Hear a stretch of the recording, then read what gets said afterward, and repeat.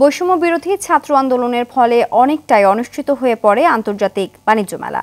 তবে সেসব শঙ্কা কাটিয়ে আগামী ১ জানুয়ারি শুরু হচ্ছে ঢাকা আন্তর্জাতিক বাণিজ্য মেলা ২০২৫।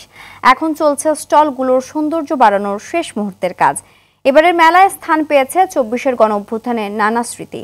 নারায়ণগঞ্জের রূপগঞ্জ থেকে রুবেল মাহমুদের তথ্যছবিতে জানাচ্ছেন ইমরুল কায়েস।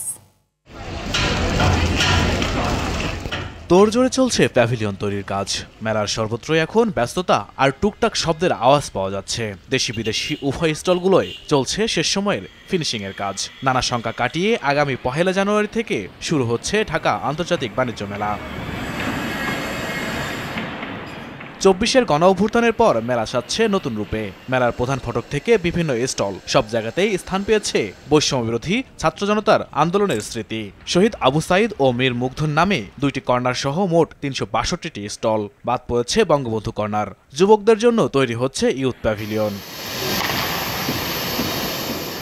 আন্তর্জাতিক বাণিজ্য মেলায় স্টল বরাদ্দ নেয়া মালিকরা বলছেন, মেলা শুরুর আগে স্টল ও প্যাভিলিয়ন নির্মাণ শেষ করতে দিনরাত কাজ করে যাচ্ছেন তারা। কাজগুলো প্রায় 95% সম্পন্ন হয়ে গেছে, কিছু টাস্ক বাকি রয়েছে।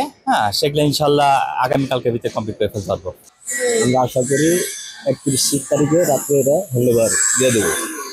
1 তারিখে আর কি এটা উন্মুক্ত হয়ে যাবে। যে কাজ আছে 2-3 দিনের ভিতরে কাজ সবগুলো শেষ হয়ে যাবে। আন্তর্জাতিক বাণিজ্য মেলার ২৯তম আসরের উদ্বোধন করবেন প্রধান উপদেষ্টা ডক্টর মোহাম্মদ ইউনূস। এবারের মেলায় দেশি প্রতিষ্ঠানের পাশাপাশি ভারত, পাকিস্তান, ইরান, তুরস্ক, মালয়েশিয়া, ইন্দোনেশিয়া, হংকং ও সিঙ্গাপুরের বিভিন্ন প্রতিষ্ঠান অংশ নেবে। পূর্বের তুলনায় এবারের মেলায় নিরাপত্তায় ব্যাপক ব্যবস্থা নেওয়া হয়েছে বলে জানান এই কর্মকর্তা।